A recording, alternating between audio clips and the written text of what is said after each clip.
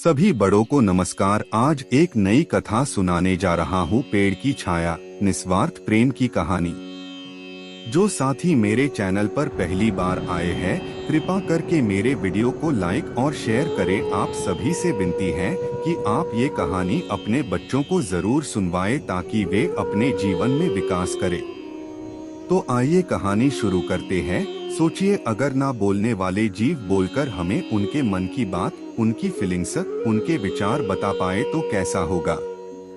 आप सोचेंगे कि ये क्या काल्पनिक बातें कर रहे हो। वो इसलिए क्योंकि आज की कहानी ऐसी ही एक काल्पनिक कहानी है, लेकिन वह हमारे वास्तविक जीवन से इस तरह से जुड़ी हुई है और इतनी गहरी बात हमें सिखाती है कि आपको भी यह कहानी पढ़कर याद रह जाएगी। एक गांव में अविनाश नाम का एक बच्चा रहता था। अविनाश ना पढ़ने में अच्छा था, नहीं खेलकूद में। वो एक अंतर्मुखी लड़का था, इसलिए उसके ना गांव में कोई मित्र थे ना ही स्कूल में। जब इंसानों को इंसान दोस्त नहीं मिलते हैं तो वह या तो निर्जीव वस्तुओं से दोस्ती कर लेता है या तो पशु पक्षी या पेड़ों से। अविनाश के घर के सामने एक आम का पेड़ था। अविनाश अपना खाली समय इस आम के पेड़ की छाया में बिताने लगा। अविनाश या तो स्कूल में होता था या तो इस पेड़ के पास।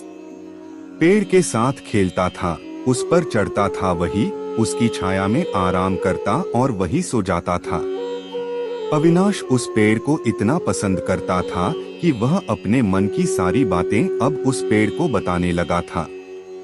एक दिन चमत्कार हुआ। जब अविनाश अपने मन की बातें उस पेड़ को बता रहा था, तब अचानक वह पेड़ बोल पड़ा। अविनाश की खुशी का कोई ठिकाना नहीं रहा, क्योंकि अब ना उसे कोई सुनने वाला मिल गया था, साथ ही साथ कोई ऐसा भी जो उससे बातें करे। पेड़ ने बताया कि अविनाश की इतनी घनिष्ठ मित्रता देख वो अपने आप को रोक नहीं पाया और उसे मजबूरन बोलना पड़ा।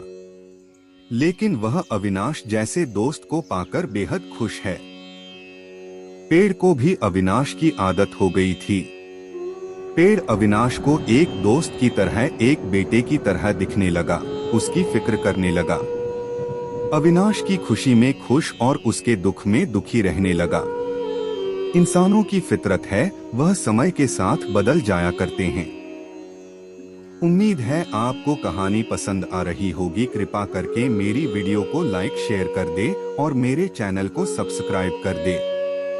अब आगे की शेष कहानी सुनिए। समय बदला, अविनाश की उम्र बढ़ी। अब वह कॉलेज जाने लगा।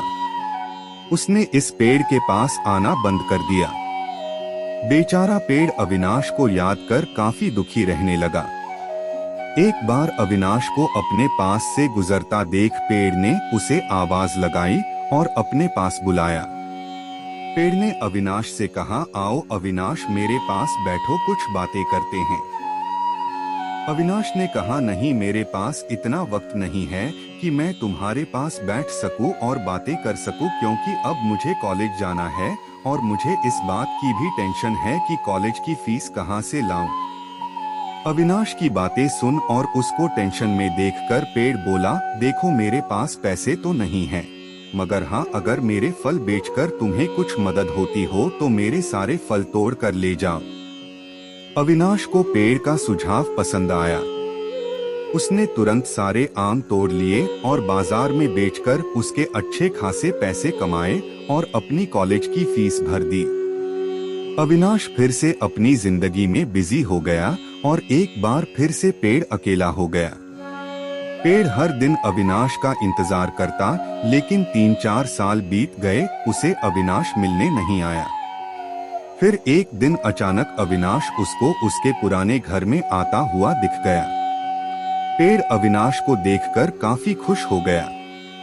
पेड़ ने अविनाश को अपने पास बुलाया और बोला, आओ अविनाश, मेरे पास बैठो, चलो कुछ बातें करते हैं।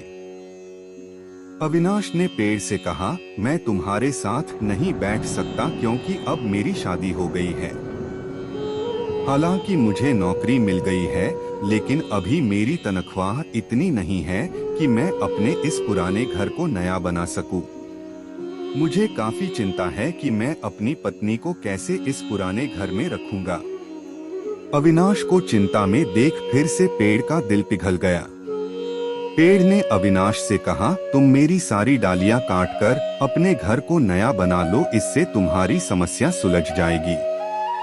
अविनाश ने पेड़ की सारी डालियां काट ली और बाजार में बेचकर उसके पैसे बना लिए। वो अपने पुराने घर को भाड़े पर देकर कहीं और रहने चला गया। पेड़ फिर से एक बार अकेला हो गया। पेड़ ने अब उम्मीद छोड़ दी कि कभी उसकी मुलाकात अविनाश से हो भी पाएगी या नहीं। पेड़ भी अब पूरी तरह से उजड़ चुका था। उसकी डालियां कटने के बाद ना उस पर फूल आते थे ना पत्ते। 30 साल बीत चुके थे। फिर एक दिन पेड़ ने एक झुके हुए लकड़ी के सहारे चलते एक बूढ़े आदमी को अपने पास आते देखा।